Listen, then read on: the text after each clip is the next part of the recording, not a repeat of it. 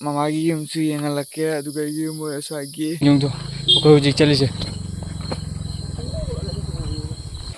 6:15 ꯇꯥꯔꯦ 6:50 ꯍꯧꯖꯤꯛ ꯌꯨꯝ ꯍꯟꯗ꯭ꯔꯤ ꯖꯪꯒꯝ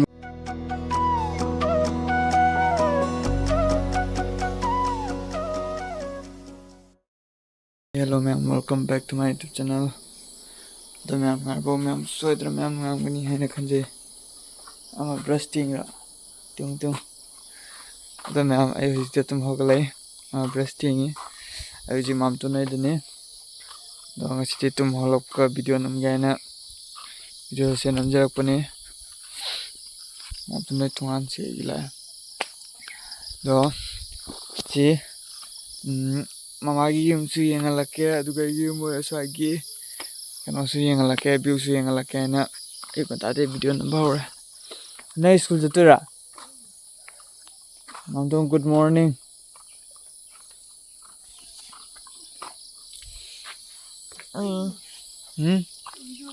adum hang san inare nang yam nganna hogalamngi si. A few moments later. Ado ma'am finally brushing kotna lora lujabdi ora ngatne lujani na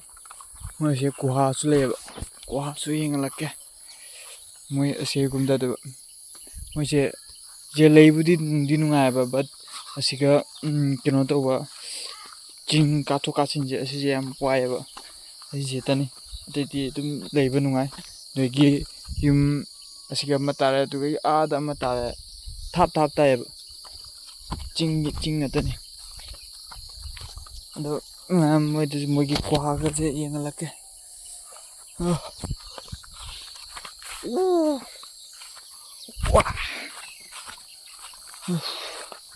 moi khoha sele asigi la aselu jare gi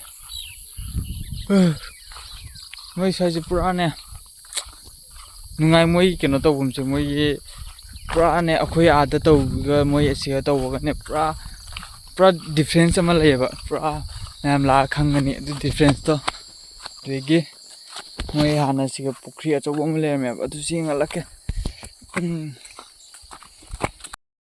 dugai moi kuha do swai gumadara kwa halam bane dugai moi si pura ground se asi moi nga thadara ne fishery dumaina ne ising kena toroga nga joi me do moi hujik lau thadingera do lau se kona kena toro loga akum kena tawne nga yo kane yoigi ada chingam kelgi mom laise asige son mathak tane koi kenoigi mawagi yum abde khoi mamcho yum yoigi yum amak laise asi sena koi kenoi ka mamto no yum yoigi moisiga khunama la jumam la ne thap le yoigi asiga na khoi mamto no yum asiga ne ba ai suji asiga ne ba la je moi lambi se changte ba adu ma'am makha tabdo ai friend ngala ge hojik breakfast toroge adu ma'am su breakfast torobo sojna toro mane khale adu ma'am ngatang break lojage 3:28 a.m. ado ma'am I think ngak tum dore ado moi yumna kanam lete mam don jo tabuk suba degi ne su kai chakhraga degi mam doni mujam bi ma school chaki yum pura khali ithon da ngar nong su chu doi mal moi asiga nong je pang chu da chui tum chaum kaim lete chonda yam tal boring chur kido siye khangdre nga koi chaluge ma'am du sing alake moi background se ma'am ngatang katungi why 12 seconds later, 3 days later, 3 weeks later. ma'am ai hogale to ngak kino to ga ma'am da view yang ge moi kungi adugai hoi ma yum su dui mam to yum su yang alake do moi siga bazar su dui football sana mane adu singal ke chabagan su koy ge adu ma'am last week na si adu ma'am tukcharaga let's go adu ma'am ai thoe akhoi keno na pubidori koiba kai chate no moi na khangara हलꯛपदा तुम पुंग तरुक तरह तुम तारन दो ma'am मखा तामिनारसे वार पूरा चिंग कारे हुजे चिंगुम दरानी ओ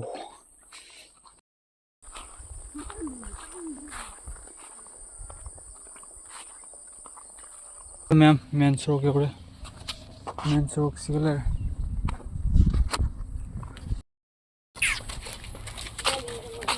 मा कोई फना लाभना खुंगना लाय आधा लेतो बजा फना वाय खुंग लापस पार्क तक कोई पुबिरे पार्क की नजारा यूट्यूब पावर ऐसे कई फम कौगे ऐसे बगान से कई फम कौगे इचाबिल बगान let's see फना सांगी ने दूर से फट रहे मैं पान नहीं हुई हूँ ये चप्पी खा लाए तो तब महा के नो ठिगुन मानवा गाड़ी जिंग थोड़ा फाक जाए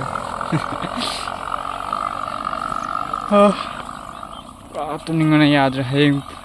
हेंग पुंग तरह 7:30 बस तो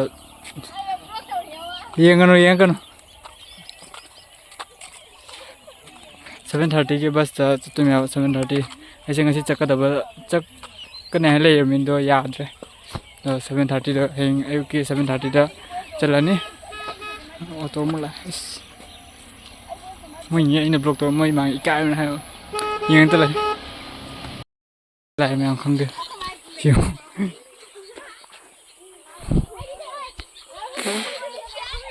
pha rồi con ngồi chưa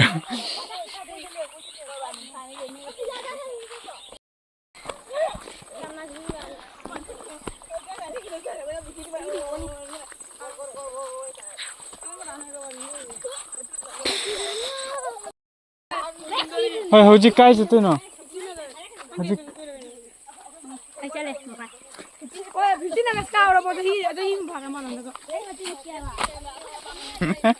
mà phải nè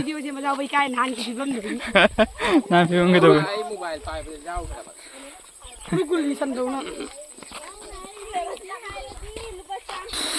mà mang kiểu vậy pro cái nó đây thì là nó ngang ngồi thôi Silo ji kai chatu no moi kai pu de no Silo kai tu chatu no yumda nhưng cây nó chao po chan ni kai do kai leo re hả na ni da bai hang da bai kanan no mi gi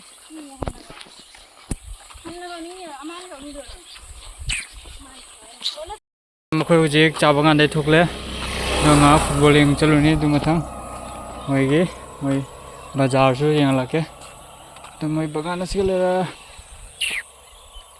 wa ko chat man gi ra heng pung tere te kama hago tu no khang de ado ai video se kanam na di ing biro I khangi because kaina di mi singje nupi anta sema di ing bane ba video du ga blog ja to su nupa sema di mo ing de mi ai su khangi kanam ing biro ai do ado just memory oi bai ni ado ma'am cái đó thì ma'am có sẽ ma'am nó giúp mình video cái đó ní cái bạn nupi na dum mobile se par dum tholok da ma'am na yeng dei ngai but nupa na nupi sing de hen ba to ba ka ming biro ba just nupi on thola jeng ne nupi adu ada ine adu da jeng bai to hone khoi nupa khoi de cái do ni jina wa na se ma su ka ming bi de mitte pite हाँ दो ma'am बाजार दमु direct young लगे दो ma'am आतंग break लग से finally मैं बाजार you're सिलेर मैं बाजार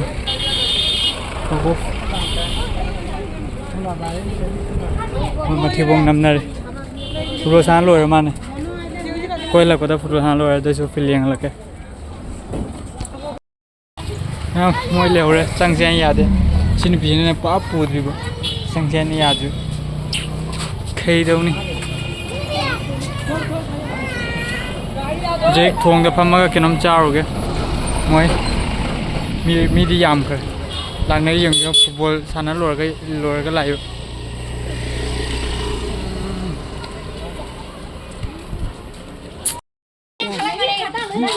अभी वीडियो रो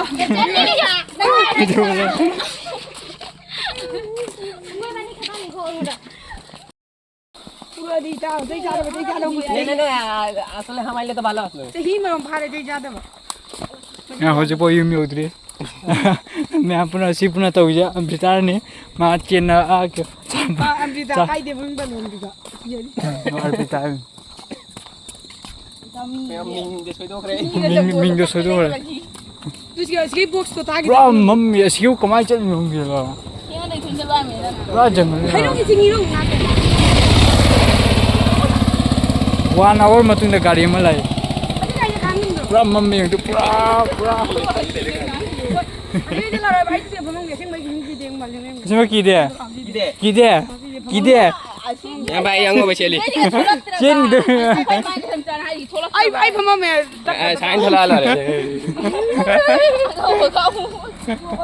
लो जे नहीं बा फुटबॉल साना बस यंग फंगते बाजार से चलते बगान दे मांगदो खितना जे काय और खंदे पुना तो ये मैं मसक हो मसक जिंगो जे असिना लोय तो ये यूट्यूब पे देखो आई का भाई हुई तो कुछ नहीं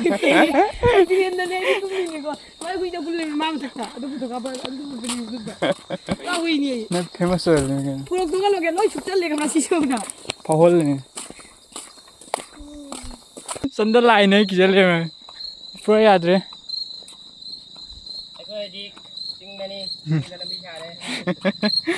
Terus boy yum yau tu. Kaya ni boleh. Itu aning dia dah. Kong nak kale. Asina soyan mana yang mana. आई फमी को पहुंच गया चला मत जरूर मत रहा. आई सुन ले पर जरूर मत रहा. ना मुझे कोई यum हल है. किलोमीटर अनि यum dia कोई पूरा थाप ना लाए. Maya makoi mayam han basai light ke jauh di. Light याव दे कहीं याव दे. फोन से ना वीडियो ना मत तुम लाइट के थाप. तालो सिंदंग तालो कोई चलो. मुझे कमाई ले यूं से. मुझे कमाई चलने से नुंगांग खुदिंगे. गाड़ी का पंगड़ी पूरा लोड है. मैं फाइनली कोई किन्हों चावल आए. ऐसे दुकानदार. से सी मी ने कोई पूछ रहे हैं. उधर पुंग क्या पुंग. यहाँ ना ट्रेन में खाई मशीन है 6 का 15 तार तो 650 हो चुका ये मंदिर जंगल में तो ले अहिंग बोई मार मार दिया नहीं नहीं अम्मा दिमाग जंगल फम ले फिर मखा दे कहीं आ जो दे फाइटें थकते मुझे कमाई जाए नहीं ये शीन लगा हेंग पुंग मंगाई गाइड तो बस तो इन तो है ना आई थी कोई ना कोई ना ने मुझे तो थोड़ा भी कबाय जा गली तो यंग यूं तो कोई जिक चली से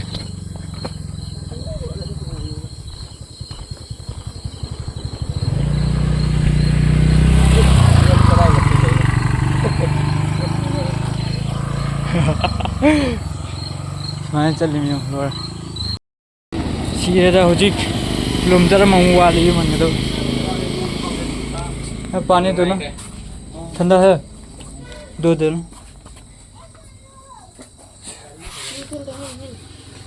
वाह मिमी का कलर बे और 2 मिमी दो ना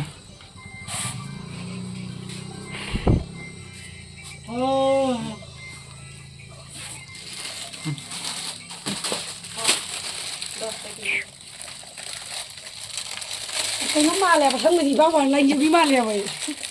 Jam dia tak tahu cakap mana. Taruh coba kan ada mix total lama yum yum mà lori kilometer ama ni wa le kung jaga tahu yang lo hả thôi petrol lo thaki है chết नहीं है तो बंदा हो जे मेटे खुलक पुदी रोक ते हम हो जे हाउ हाउखुन यौदोरे हाउखुन की मोई बॉर्डर हाउखुन की बॉर्डर हाउखुन भी हा मम्मी सिदे इनो आदे की लाइट दो मम्मी सिगने हुजी अखोय अहुम फारसुने केम खांगरे लाइट सिंथां खालो हा कीरा आई चेंग दो गरो चेंग दो आई मा लेव थंगा फर ममा हाई नि चेंग रे Mana siang hari dia hari ini jam lain. Ina mah tu biang orang kungang tu, nak pergi terus lagi lain. हाउखुन बॉर्डर दी और push Few inches later, 12 seconds later. तुझे और किनारे चली हाँ ममचो इधर तो याद है मुझे चिंग कारी में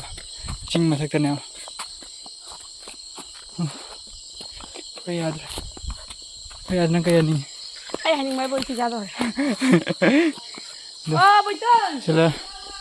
हम चल Ay, pani puri tak sanggup bako. हम बोल Kan tu pani puri bini itu hiam tu. Jadi sanggup. Finally और हम चल दा हम चल चलो हाँ हाँ लाइट तो मेरा फाइनली चाक रेडी चाक हो गया इसे टीवी पाल यार नहीं यार पाल मथे नहीं आमन करे चाक जी आमन करे 1 eternity later. मैम माप जो दे मुझे चाक ले जेक बाइटोन को दूँ बाइचो दो मुझे मुझे दो चले दो मुझे की मुझे नगला के बाइटोन से चले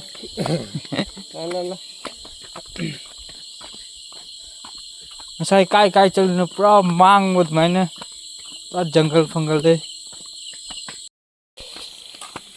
बाइटोन नहीं मेरा बाइटोन संगोई से बाइटोन नहीं यूं